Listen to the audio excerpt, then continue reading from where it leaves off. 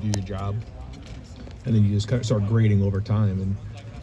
And he started grading out well, doing his job. We feel like his size, he can match up with some of the best guys who play this season.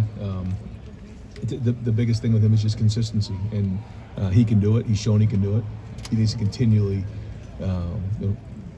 continue to mature as a player and all that. But every time you get out there and play a game, you're learning more about not only yourself, you're building confidence, but some of the things that happen in a game. Whether it's a different front, a different stunt, third down situations, things like that come up. So, we think that he's continually getting better every week, and we're going to need him here. He's got to play his best football here in November. We got Spencer Holbrook on the 10. We got Seth McLaughlin on the 10. Spencer Holbrook.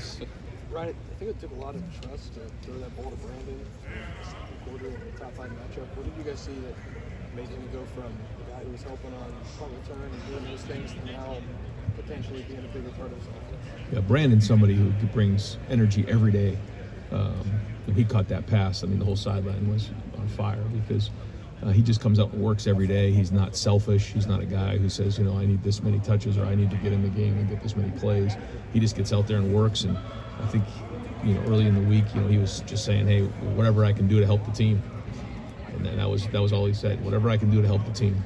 And, sometimes Brian does roll those guys. He just happened to roll those guys in that moment. We had a bunch of plays in, and Brian says, I got to get some subs in there, and Chip called it. And the thing about Brandon was, I don't think he got many reps of that play that week.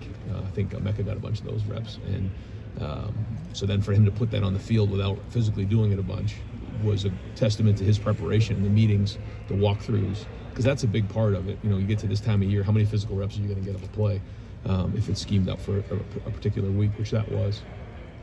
And he did that, and so it was a great, not only to show you, like someone like Carson Hinsman or Brandon Ennis, 2 guys that really up until this point hadn't played a whole bunch, but in that moment were there and ready to go. So that was great for the team. But then also to see somebody at competitive excellence without getting a bunch of reps, that really helps our walkthroughs, helps our meetings, and make sure guys understand that. So Brandon's a very good player, and we're going to continue to try to utilize him. Tim May. Ryan, the fire and brimstone that you were able to get from this team last week and stuff, even in preparation, what have you seen this week, the first couple of days of practice, that tells you there's a carryover? In energy, a lot of encouragement, a lot of confidence. Confidence breeds success, success breeds confidence, and you can just kind of see that building here as we go. But I think for our team, there's a confidence in the physicality that we brought to the table. Now, the execution's got to be better.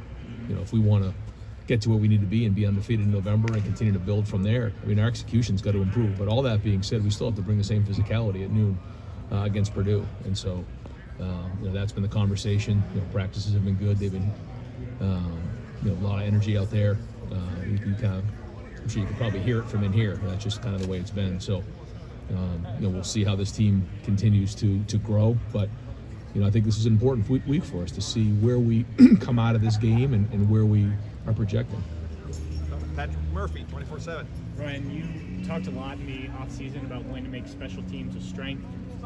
How do you evaluate what's happened on the field, but also the coaching and kind of the breakdown that you did with that? There's a lot of work that's being put into special teams, and I think, to your point, I don't know if we're quite getting what we're putting into it out of it right now, and that was a challenge to the team this week. We got to start making all the work that we're putting into it show up on the field, and tired of saying one play away or one block away or whatever. We got to start doing it on the field. So we had a couple funky things happen to us, but overall I think the effort's been good, but it has not been a big plus for us this year. It's been solid. I thought the 2 field goals were huge in the game. That was great.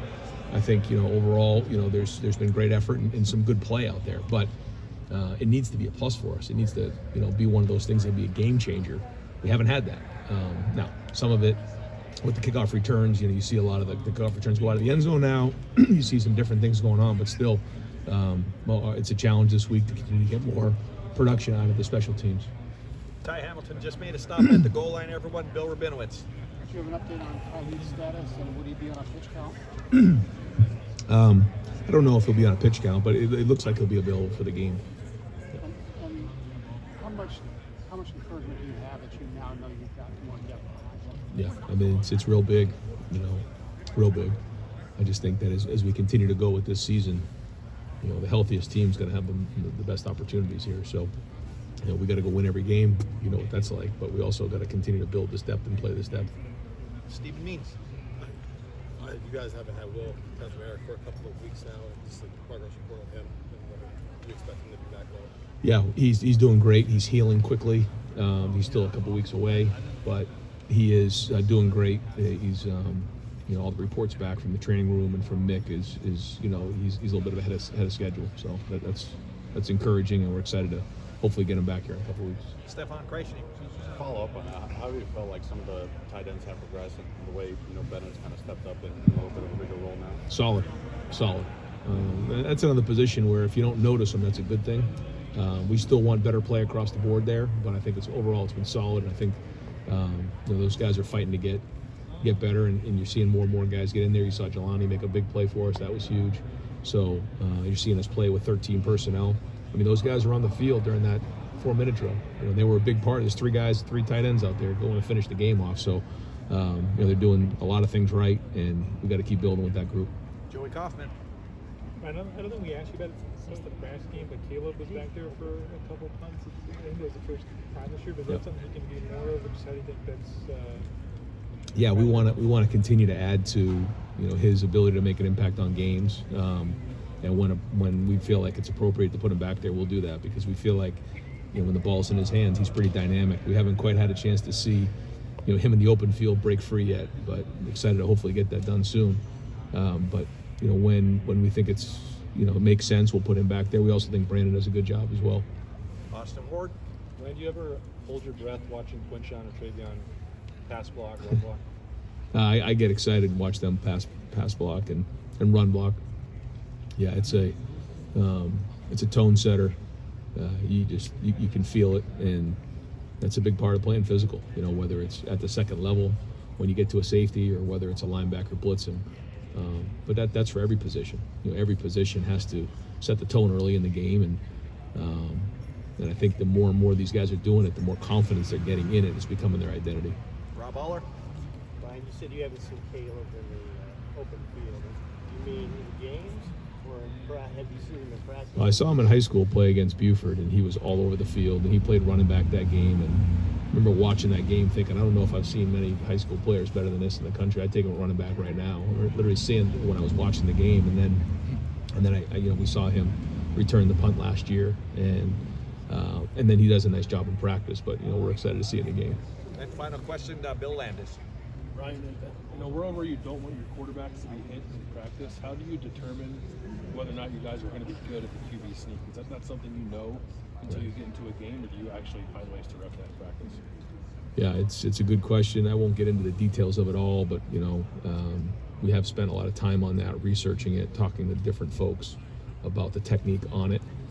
But you're right, like you can't really physically get a feel for what that's like until you get it into a game, work through the issues. And but it's something we do spend a decent amount of time on in terms of the technique and how we do it. Yeah. All right, guys. Thanks, Ryan. Great, Coach. Thank you so much.